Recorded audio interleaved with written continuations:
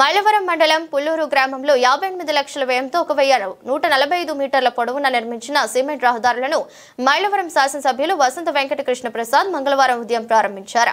ఈ సందర్భంగా శాసనసభ్యులు కృష్ణ ప్రసాద్ మాట్లాడుతూ ఇందుకోసం జాతీయ గ్రామీణ ఉపాధి హామీ పథకం నిధులను వెచ్చిస్తున్నట్లు వెల్లడించారు. గ్రామంలో ఇంకా మిగిలి ఉన్న రహదారుల అభివృద్ధి కూడా త్వరలోనే నిధులను మంజూరు చేస్తామని స్పష్టం చేశారు.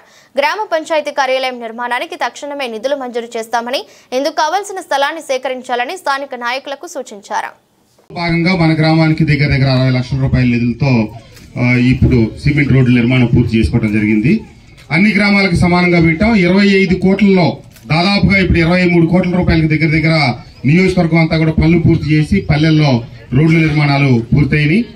మళ్ళా వచ్చే నెల దాదాపుగా మే మాసంలో మళ్ళా కొత్తగా అన్ని గ్రామాలకి మళ్లీ నిధులు కేటాయిస్తాం. ఎందుకంటే ఈ బిల్లులు పూర్తవటం ఇవన్నీ పూర్తి కాగానే మళ్లీ త్వరలో కొత్తగా తప్పకుండా మీ గ్రామానికి కూడా కేటాయిస్తాం. ఏమైతే మీరు పంచాయతీ కార్యాలయం లేదని చెప్పారో, మీరు పక్కన ఇంకో 2 సెంట్లు భూమి కావాలనుకుంటున్నారో ఆ భూమి సేకరణ పూర్తి చేయండి.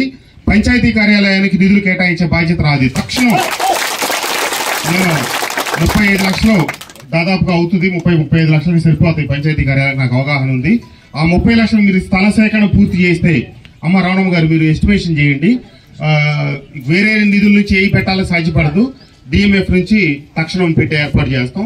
మీరు వాళ్ళు స్థలం సేకరిస్తామంటున్నారు, మీరు ఎస్టిమేషన్ ఇచ్చేస్తే వెంటనే మీరు ఆలస్యం లేకుండా నిధులు ఇచ్చే బాధ్యత నాది అని చెప్పి తెలియజేస్తూ, నేను ఈ గ్రామానికి సంబంధించి గతంలో కూడా చాలా కసరత్తు చేశా. ఈ మైలవరం నియోజకవర్గంలో కొన్ని గ్రామాలు చాలా ఇబ్బందికరమైన పరిస్థితి.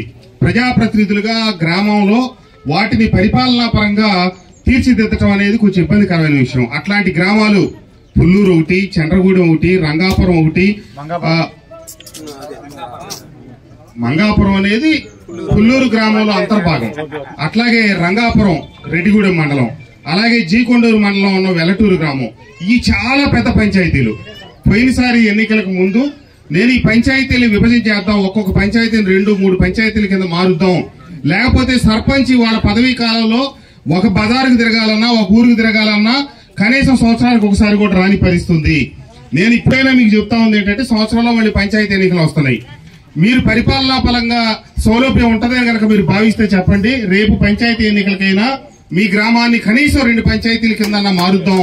అప్పుడైతేనే గ్రామ అవసరాలు తీర్చగలుగుతారు. తప్పితే ఇప్పుడు ఇంత పెద్ద పంచాయతీ 10 గ్రామాలు, ఆ మూల ఎక్కడో ఒక ఊరు, ఈ మూల ఎక్కడో ఒక ఊరు, అక్కడ ఒకటి ఇక్కడ ఒకటి, ఇన్ని గ్రామాలతో మీరు అవస్థ అనేది నా వ్యక్తిగతమైన అభిప్రాయం. మీ గ్రామస్తులు మనోభిప్రాయానికే, మీ మనోభిష్టానికి నేను వదిలేస్తున్నా.